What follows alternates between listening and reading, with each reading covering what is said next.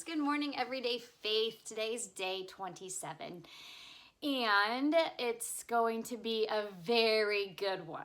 Hopefully as much for y'all as it is for me. So I'm going to start by reading it, and then I'll kind of tell you my story that goes along with it, okay?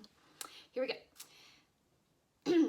Romans 15, verses 18 and 19. Yet I dare not boast about anything except what Christ has done through me, bringing the Gentiles to God by my message and by the way I work among them. They were convinced by the power of miraculous signs and wonders and by the power of God's Spirit. Romans chapter 15, verses 18 and 19. It goes on to say, one of God's greatest gifts he's given to you to combat doubt is the miraculous story of transformation and life change that's taken place in your own life. Not only are the miracles God has done in your life evidence of his love, but they provide you with the evidence you need to know that God can be trusted. In addition to producing trust and faith in your life, God's miracles in your life also serve as evidence to a world of people watching. This is the point Paul referenced when he shared that Gentiles were turning from doubt to faith. They saw the evidence of what God was doing in the lives of others, and it led the people coming to Christ. When you look at your life, what are the miracles God has done? How do those miracles produce even greater faith? So, total God thing that I'm here on this day speaking with you all, because 1 year ago today, April 27th, 2018, I had my first round of chemo. I was diagnosed with breast cancer April 17th, and I had my first round of chemo. That was my first of 8. I had 8 rounds, but my first round was on this day 1 year ago. And I'm having a hard time reading this without crying because it's so true. It is so true. And I just remember the doubt and the fear and all of the things that come along with a cancer diagnosis, that come along with chemo treatment, that come along with kids involved, spouses, parents. It was such a hard thing for me to grasp my mind around. And now sitting here a year ago saying that, this whole year, and now I'm cancer-free. I checked up with my, praise God. I had a checkup last Wednesday, and everything was good. And my doctor said, "You're great," and I feel great. And I'm kind of at that point where I'm like, okay, what's next? Like, what do I need to be checking for? What signs do I need to be looking for? Because my mind's thinking reoccurrence, because you hear, that it can come back. And so I'm constantly in my mind, like, my arm hurts. Okay, so is there a tumor in it?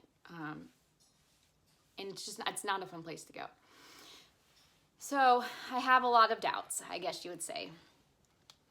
But because of everything that happened this last year, because of us being the place that we were, because of God putting the physicians and the resources around us that we needed, by God putting both of us in a situation financially where we weren't overcome by bills, the relationships that God brought into our lives as far as people that were able to help us through it, like nannies, and our church community that just poured out so much love and generosity.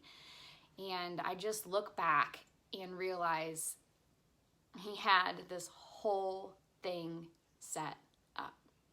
The whole year, the whole last year he had set up.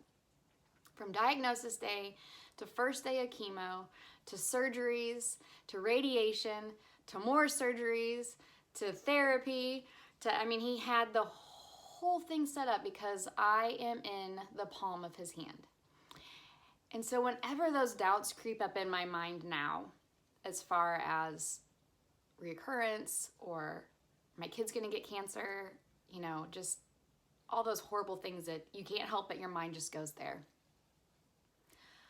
Honestly, I just close my eyes and I think about the last year and how much he proved to me and my family and those that were able to go through it with us.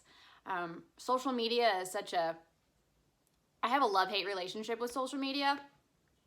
I'm not very active on it, but Brandon does a lot of writing, and he's able to kind of put his words better than I can, as I'm stumbling over my words now, but he's a very eloquent writer, and so he's used social media a lot, and I have too, just as far as like going through my journey, and always just kind of as a testimony of God and how his love and his faithfulness and his goodness has led us through this year, and just praising him every single step of the way, because it's all him, like I said, like just seeing it and how it's lined up, and I don't know. But with that being said, I really do believe that there's people that we have touched that we don't even know about. I believe that there's people that are out there, like in social media world, that have read some of Brandon's posts or have seen my posts, and somebody shared it and somebody shared it, and then it got into the hands of the right person that had led them to Jesus. And I believe that in my heart of my hearts, and I just am so overwhelmed by his love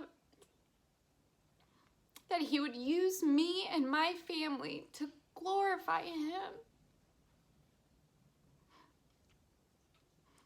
And the whole time that I was diagnosed and going through it, I just kept thinking, okay, God, please make this matter. Make this matter. I know you will, but make this matter. And so now when I'm faced with doubt, whatever it may be, cancer, recurrence, anything like that, I know he's going to make it back. He's going to make it matter. Whatever the outcome is, it's going to matter. And it's going to be good. It's going to be so good. Because I am in the palm of his hand. And you are in the palm of his hand. Your family's in the palm of his hand. And there is no place I'd rather be. Because he's got me. He's got us. He loves us. So I'm going to go cry now for a little while. I'm sorry this went a little long today, but like I said, it's just so God that he would put me here on this day with this verse. He's such a good Father. Thank you all so much. Have a blessed day. Remember, praise Jesus. Trust him. You're in the palm of his hand. Bye, everyone.